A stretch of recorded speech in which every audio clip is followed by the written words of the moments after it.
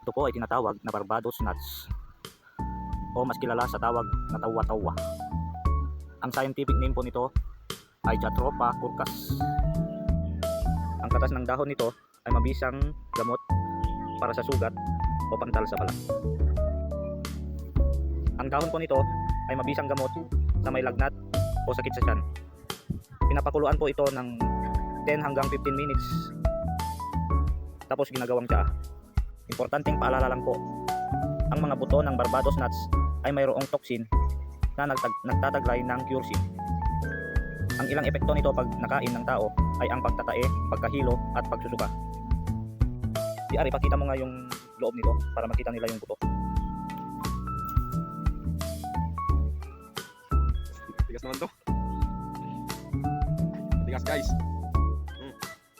Wala na itak. Ito pala yung buto niya guys.